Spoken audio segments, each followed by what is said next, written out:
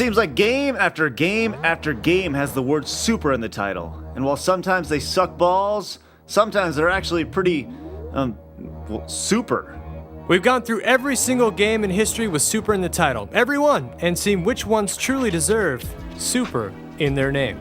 Given the SNES's infatuation with having super in the title of pretty much every game in its library, chances are you're going to hear a title or two from the old 16-bit greatness. So Sony and Microsoft fanboys, save the drama. This is Stuttering Craig. And Handsome Tom. For ScrewAttack's Top 10 Super Games. 10. As far as ports from the arcade, Super Off-Road was one of the best on the NES. In the arcade, you could only have 3 players. But on the NES, you could have 4, and that wasn't done very often. You could also power up your car with all sorts of crap to help you dominate. Nitros, tires, engines, everything. And even though it had an absolutely craptastic sequel on the Super Nintendo, Off-Road got bonus points for the use of hot chicks to greet you at the finish line. Number 9. The SNES's answer to the old school zapper, the Super Scope 6 was an absolute monster. By monster, you mean grotesquely huge, right? Yeah, it's pretty damn large. Now, how are we going to justify this being in the top 10? That really chaps my ass. It was cool. I mean, just think of it kind of like Wii Sports, except you shoot everything, and there's no sports in it. 8. Oh yeah, real game. All you need to know about Super C can be answered on the back of the box. After losing a confrontation against Super Commandos, Mad Dog, and Scorpion, the juices of... Hold on, let me keep going. The juices of destruction drip from the spiked tongue of the vile red falcon. You might as well just leave it like that. Yes, Super C took everything about Contra and pretty much made it better while still sticking to what worked the first time. Shirtless men running around in red and blue tights shooting everything. Super C is super freaking awesome. 7.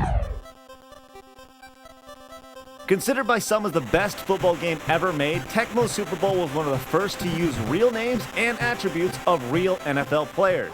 With a cult following on college campuses still to this day, Tecmo Super Bowl was crazy offensive-minded and had badass cutscenes when you did something good.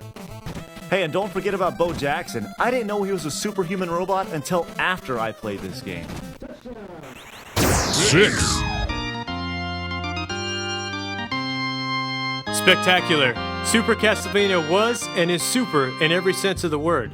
You can make your whip go limp, move it all around, swing off of things, and even whip up. The music is some of the best of the era and still stands out in Vania fans as some of the best in the series. It also stayed true to tradition by placing fully cooked entrees in walls as power-ups. There was no storyline in the game. All you need to know is Simon Belmont was ready to tear Dracula limb from limb. Just the way we like it. 5. When this game came out, I remember going to the store to check out the video games and seeing a line of people waiting to play this in the demo area. It was absolutely insane.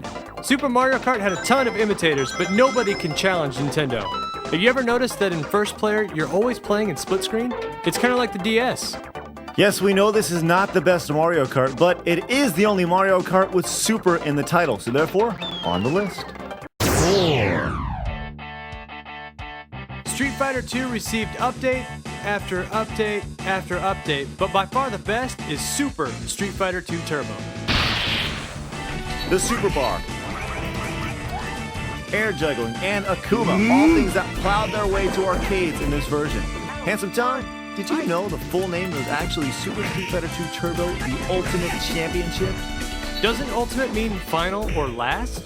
I believe so. Then why the heck did they make one more version?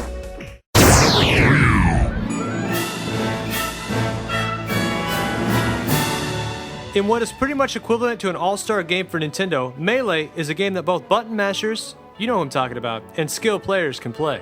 The best-selling GameCube game in history had 29 huge levels, tons of characters, updated versions of classic tunes, and more items than you know what to do with.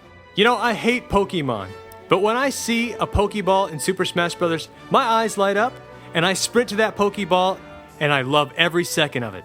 You're such a pansy. Hey, I love to beat some ass, and when Pokeballs do that for me, it's on. You love those balls, do you? 2. You're probably asking yourself why there hasn't been a Mario game on the list yet. Well, why would you put them all separate when you can put them all in one cartridge? Super Mario All-Stars did that. It took all the Mario games and gave them an equivalent to a video game boob job and made them better in every way. Also, for the first time, it exposed the US to the lost levels, which is the real Super Mario Bros. 2. The most recognizable franchise in gaming history all in one place? Yeah, it was the One of the only things that held this game back was that stupid intro music. Alright, a quick recap before we get to number 1. Number 10, Super Off-Road. Number 9, Super Scope 6. That's so dumb. Number 8, Super C. Number 7, Tecmo Super Bowl. Number 6, Super Castlevania 4. Super Mario Kart. Number 4, Super Street Fighter 2 Turbo. Number 3, Super Smash Bros. Melee. Number 2, Super Mario All-Stars Plus Super Mario World. It's number 1. Genius, genius, genius. This game made me want to hump my Super Nintendo hard. The First Lady of Gaming provided everything a gamer would want in a game. Awesome graphics, sweet gameplay, music, weapons, story, character, controls, replayability. It had the entire package, all in one game. If you can find a better game with Super in the title, no, that's impossible. There's no way. Super Metroid is the best Super game ever. End of story.